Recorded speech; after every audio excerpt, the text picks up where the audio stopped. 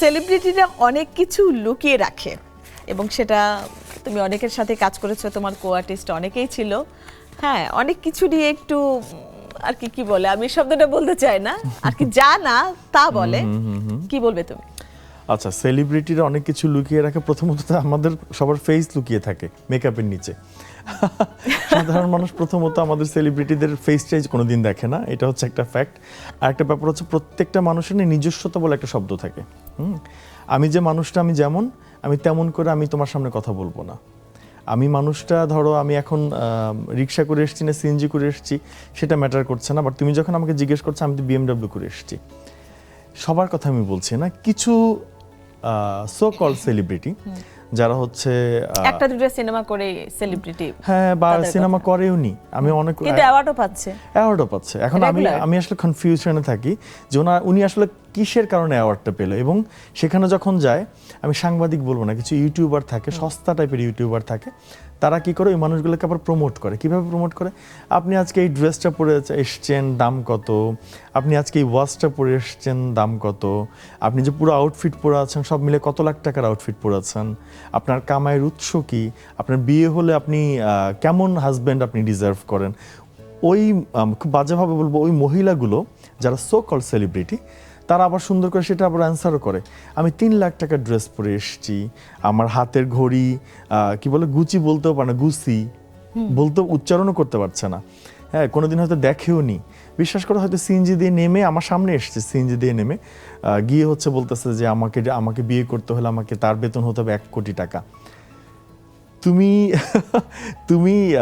কি বলে, মিডিয়াতে এসছো 6 মাস, একটা ছবি তোমার রিলিজ হয়নি, তুমি একের পর এক অ্যাওয়ার্ড পাচ্ছ, একের পর এক তুমি ইভেন্টে গিয়ে তুমি কি বলে নিজেকে প্রমোট করছো যে আমি আমুক তামুক, বাট তোমার কোনো কাজ রিলিজ হয়নি, তোমাকে কোনোদিন কেউ কোনো একটা কাজে দেখেনি। তোমাকে অলওয়েজ শুধু ইন্টারভিউগুলোতে দেখা যায়, আর দেখা যায় হচ্ছে তোমার অ্যাওয়ার্ড প্রোগ্রামগুলোতে। কিসের স্টার তুমি, কোথাকার স্টার তুমি?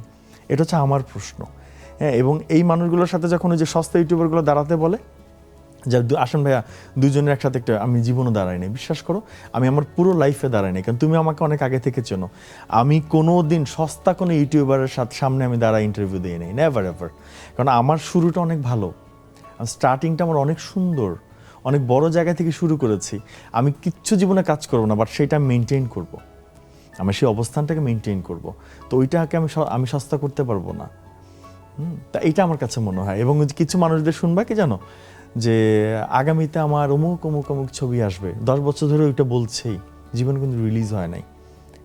তো এদেরকে আমার কাছে মনে হয় যে সো কল্ড স্টার, যারা হচ্ছে শুধুমাত্র তোমার ওই যে ইউটিউবারদের চ্যানেলে স্টার, ইউটিউবারদেরই নায়িকা, কোনোদিন ছবি দেখিনি, কোনোদিন নাটক দেখিনি, বাট তারা হচ্ছে নায়ক, তারা নায়িকা, এবং তারা অ্যাওয়ার্ডও পায়। এবং তোমার কো আর্টিস্টও অনেক আছে। হ্যাঁ, তো আমার কাছে মনে হয় এই জায়গাটা একটু সংশোধন কি তোমাদেরও করে দেওয়া উচিত না? দেখো একটা ব্যাপার, আমি নাম না বলি। দেখো একটা ব্যাপার হচ্ছে কি, আমার অনেক কো আর্টিস্ট আছে যারা হচ্ছে যা হয়তো আমার সাথে একটা ছবি করেছে, 2টা ছবি করেছে। আমার ওয়াইফ ভীষণ বলে, এই দেখো তো উনি না তোমার সাথে এই ছবিটা করলো, উনি যে হ্যারিয়ার নিয়ে যাচ্ছে, উনি এই দামি গাড়ি নিয়ে চলছে, কিভাবে সম্ভব, তুমি পারো না কেন? আমার ওয়াইফ কিন্তু মাঝে মধ্যে দুষ্টামি করে বলে। আমি বললাম যে আমার পক্ষে অনেক কিছু সম্ভব না, যেটা ওনাদের পক্ষে সম্ভব। ওনাদের বড় বড় স্পন্সর আছে, ওনাদের বড় বড় প্রডিউসার আছে, ছবি হোক না হোক ওনাকে দেখি মালদ্বীপে গিয়ে ছবি পাঠাচ্ছে।